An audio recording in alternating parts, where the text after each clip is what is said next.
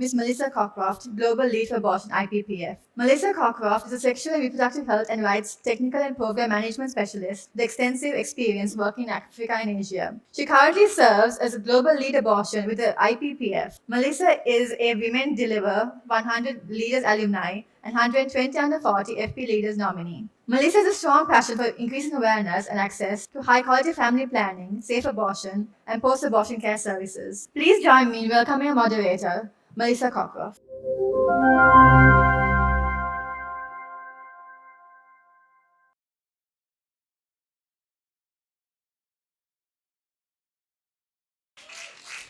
Thank you very much. So, welcome everyone to what is going to be, I think, a very dynamic, interesting, and we hope engaging panel discussion for you today. As my colleague introduced me earlier, I'm Melissa Cockroft. I'm the Global Lead for Abortion with the International Planned Parenthood Federation, or IPPF.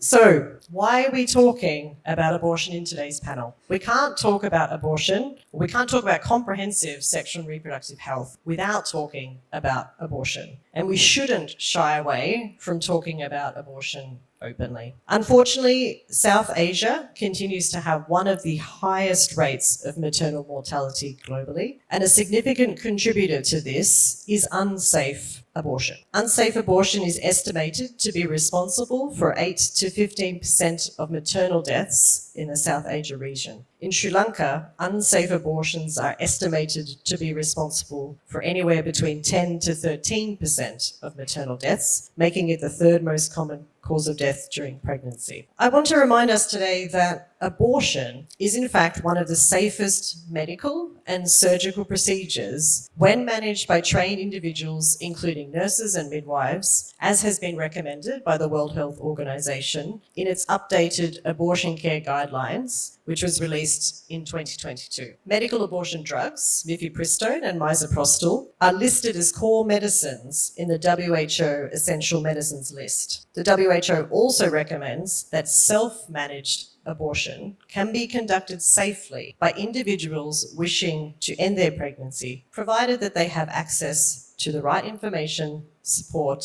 and appropriate referral networks are in place. So how is it that we still see such high rates of maternal mortality, complications, and injuries among people who need abortions, when we know that abortion can be safe and such deaths, complications, and injuries are entirely preventable? So our panel today, which brings together, as you saw, a diverse range of experts from across the region, will attempt to answer this question, teasing out some of the persistent barriers contributing to the situation of unsafe abortion in South Asia. They will touch on the progress and advances in abortion care, such as abortion self-care and telemedicine, laws and policy reforms, as well as the ongoing barriers and challenges such as the criminalisation of abortion providers and seekers of abortion, stigma, and the impact all of these have, particularly on marginalised groups such as adolescents, women in rural areas, migrant workers, persons with disabilities, the LGBTQI+ community, and those affected by humanitarian crises, either man-made or natural. The panel will look at how all of this influences the current state of abortion access in the South Asia region, as well as discussing what can be done to advance abortion care in the region. So our panellists are going to spend around 5 to 7 minutes each presenting, and then this will be followed by a brief conversation, and then hopefully, if we have time, we will open up the floor to questions or reflections.